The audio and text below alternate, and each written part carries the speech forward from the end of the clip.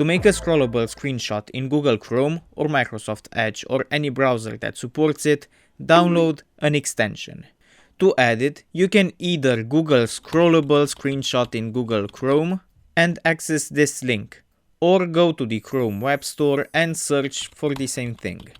I'm not sponsored by any, so pick any extension that looks good to you.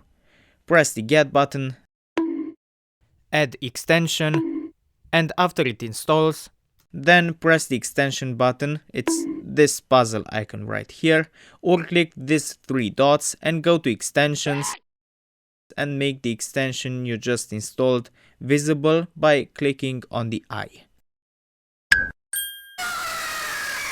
And from here you simply press the extension and choose the options prompted.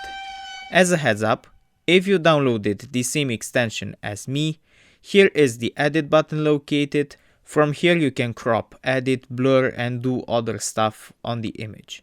What is cool with this extension is that you can export the page as a PDF. Very handy. Anyway, I hope this video helped.